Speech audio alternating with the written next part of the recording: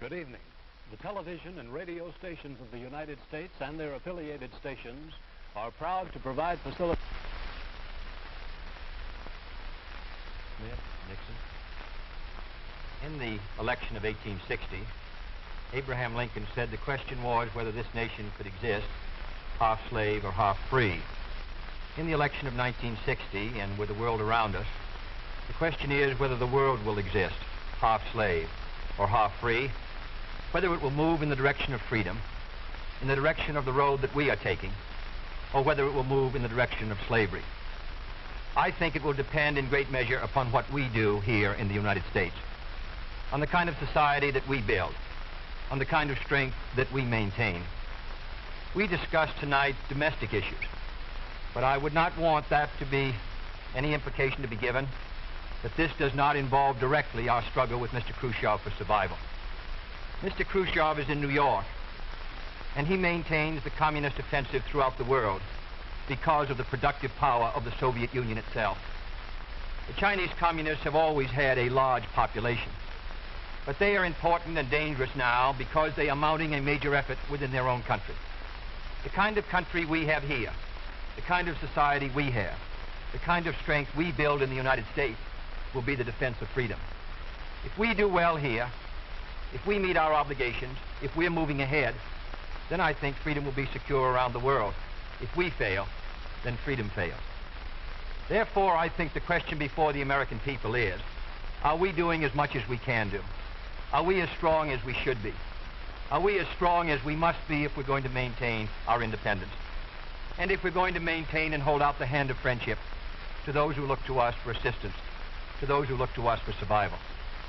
I should make it very clear that I do not think we're doing enough, that I am not satisfied as an American with the progress that we're making.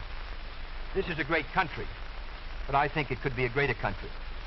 And this is a powerful country, but I think it could be a more powerful country. I'm not satisfied to have 50% of our steel mill capacity unused.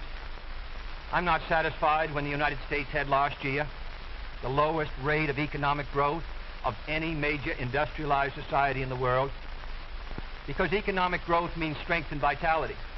It means we're able to sustain our defenses. It means we're able to meet our commitments abroad. I'm not satisfied when we have over $9 billion worth of food, some of it rotting, even though there is a hungry world, and even though 4 million Americans wait every month for a food package from the government, which averages 5 cents a day per individual. I saw cases in West Virginia, here in the United States, where children took home part of their school lunch in order to feed their families, because I don't think we're meeting our obligation towards these Americans. I'm not satisfied when the Soviet Union is turning out twice as many scientists and engineers as we are. I'm not satisfied when many of our teachers are inadequately paid, or when our children go to school part-time shifts. I think we should have an educational system second to none. I'm not satisfied when I see men like Jimmy Hoffa in charge of the largest union in the United States, still free. I'm not satisfied when we are failing to develop the natural resources of the United States to the fullest. Here in the United States, which developed the Tennessee Valley and which built the Grand Coulee and the other dams in the northwest United States, at the present rate of hydropower production, and that is the hallmark of an industrialized society, the Soviet Union by 1975 will be producing more power than we are. These are all the things, I think, in this country that can make our society strong or can mean that it stands still. I'm not satisfied until every American enjoys his full constitutional rights. If a Negro baby is born, and this is true also of Puerto Ricans and Mexicans in some of our cities, he has about 1/2 as much chance to get through high school as a white baby. He has 1/3 as much chance to get through college as a white student. He has about 1/3 as much chance to be a professional man, about 1/2 as much chance to own a house. He has about 4 times as much chance that he'll be out of work in his life as the white baby. I think we can do better. I don't want the talents of any American to go to waste. I know that there are those who say that we want to turn everything over to the government. I don't at all. I want the individuals to meet their responsibilities. And I want the states to meet their responsibilities. but I think there is also a national responsibility. The argument has been used against every piece of social legislation in the last 25 years. The people of the United States individually could not have developed the Tennessee Valley. Collectively, they could have. A cotton farmer in Georgia, or a peanut farmer, or a dairy farmer in Wisconsin or Minnesota, he cannot protect himself against the forces of supply and demand in the marketplace, but working together in effective governmental programs, he can do so. 17 million Americans who live over 65 on an average Social Security check of about $78 a month. They're not able to sustain themselves individually, but they can sustain themselves through the Social Security system. I don't believe in big government, but I believe in effective governmental action. And I think that's the only way that the United States is going to maintain its freedom. It's the only way that we're going to move ahead. I think we can do a better job. I think we're going to have to do a better job if we are going to meet the responsibilities which time and events have placed upon us. We cannot turn the job over to anyone else. If the United States fails, then the whole cause of freedom fails. And I think it depends in great measure on what we do here in this country. The reason Franklin Roosevelt was a good neighbor in Latin America was because he was a good neighbor in the United States. Because they felt that the American society was moving again. I want us to recapture that image. I want people in Latin America and Africa and Asia to start to look to America, to see how we're doing things, to wonder what the President of the United States is doing, and not to look at Khrushchev or look at the Chinese communists. That is the obligation upon our generation. In 1933, Franklin Roosevelt said in his inaugural that this generation of Americans has a rendezvous with destiny. I think our generation of Americans has the same rendezvous. The question now is, can freedom be maintained under the most severe attack it has ever known? I think it can be. And I think in the final analysis, it depends upon what we do here. I think it's time America started moving again. And now the opening statement by Vice President Richard M. Nixon. Smith, Senator Kennedy.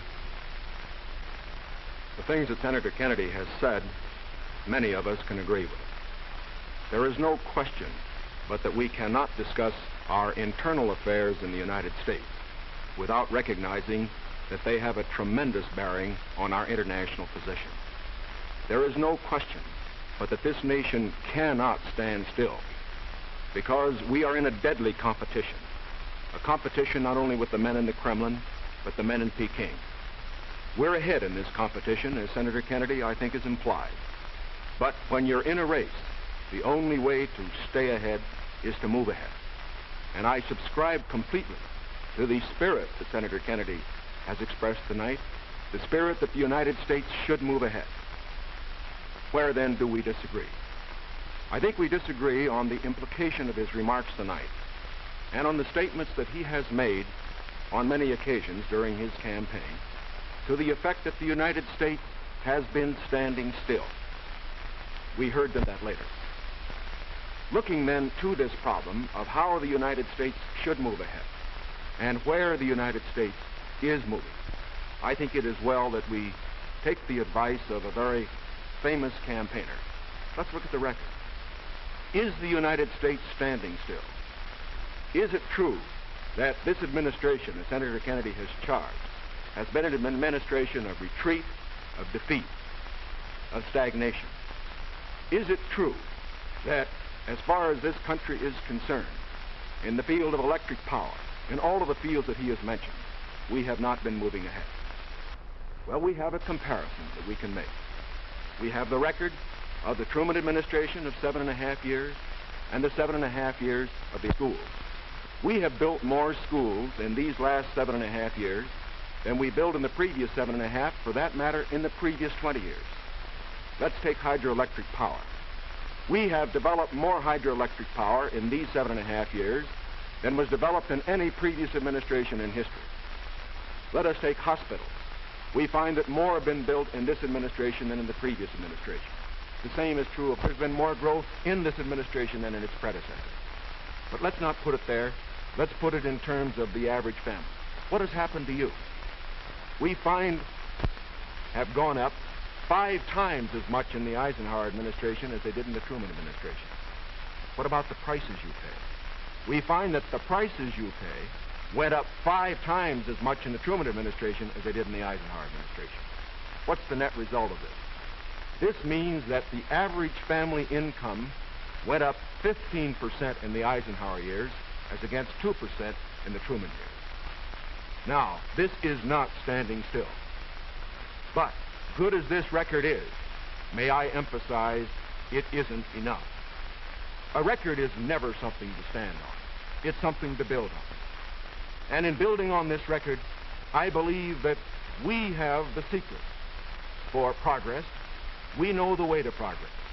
And I think, first of all, our own record proves that we know the way. Senator Kennedy has suggested that he believes he knows the way. I respect the sincerity with which he makes that suggestion. But on the other hand, when we look at the various programs that he offers, they do not seem to be new. They seem to be simply retreads of the programs of the Truman administration which preceded it. And I would suggest that during the course of the evening, he might indicate those areas in which his programs are new, where they will mean more progress than we had then. What kind of programs are we for? We are for programs that will expand educational opportunities, that will give to all Americans their equal chance for education, for all of the things which are necessary and dear to the hearts of our people. We are for programs, in addition, which will see that our medical care for the aged is much better handled than it is at the present time. Here again, may I indicate that Senator Kennedy and I are not in agreement as to the aim. We both want to help the old people. We want to see that they do have adequate medical care. The question is the means. I think that the means that I advocate will reach that goal better than the means that he advocates. I could give better examples, but for whatever it is, whether it's in the field of housing, or health, or medical care, or schools, or the development of electric power, we have programs which we believe will move America, move her forward and build on the wonderful record that we have made over these past 7.5 years. Now, when we look at these programs, might I suggest that in evaluating them, we often have a tendency to say that the test of a program is how much you're spending. I will concede that in all the areas to which I have referred, Senator Kennedy would have the federal government spend more than I would have it spend. I costed out the cost of the Democratic platform. It runs a minimum of $13.2 billion a year more than we are presently spending, to a maximum of $18 billion a year more than we're presently spending. Now, the Republican platform will cost more, too. It will cost a minimum of $4 billion a year more, a maximum of $4.9 billion a year more than we're presently spending. Now, does this mean that his program is better than ours? Not at all. Because it isn't a question of how much the federal government spends. It isn't a question of which government does the most. It's a question of which administration does the right thing. And in our case, I do believe that our programs will stimulate the creative energies of 180 million free Americans. I believe the programs that Senator Kennedy advocates will have a tendency to stifle those creative energies. I believe, in other words, that his programs would lead to the stagnation of the motive power that we need in this country to get progress. The final point that I would like to make is this. Senator Kennedy has suggested in his speeches that we lack compassion for the poor, for the old, and for others that are unfortunate. Let us understand throughout this campaign that his motives and mine are sincere. I know what it means to be poor. I know what it means to see people who are unemployed. I know Senator Kennedy feels as deeply about these problems as I do. But our disagreement is not about the goals for America, but only about the means to reach those goals. Thank you, Mr. Nixon. That completes the opening statements, and now the candidates will answer questions or comment upon one another's answers to questions put by correspondents of the networks. The correspondents. I'm Sandra Van Oker, NBC News. I'm Charles Warren, Mutual News. I'm Stuart Novin, CBS News. Bob Fleming, ABC News. The first question to Senator Kennedy from Mr. Fleming. Senator, the Vice President in his campaign has said that you are naive and at times immature. He has raised the question of leadership. On this issue, why do you think people should vote for you rather than the Vice President? Well, the Vice President and I came to the Congress together in 1946. We both served in the Labor Committee. I've been there now for 14 years, the same period of time that he has, so that our experience in government is comparable. Secondly, I think the question is, what are the programs that we advocate? What is the party record that we lead? I come out of the Democratic Party, which in this century has produced Woodrow Wilson and Franklin Roosevelt and Harry Truman, and which supported and sustained these programs which I've discussed tonight. Mr. Nixon comes out of the Republican Party. He was nominated by it. And it is a fact that through most of these last 25 years, the Republican leadership has opposed federal aid for education, medical care for the aged, development of the Tennessee Valley, development of our natural resources. I think Mr. Nixon is an effective leader of his party. I hope he would grant me the same. The question before us is, which point of view and which party do we want to lead the United States?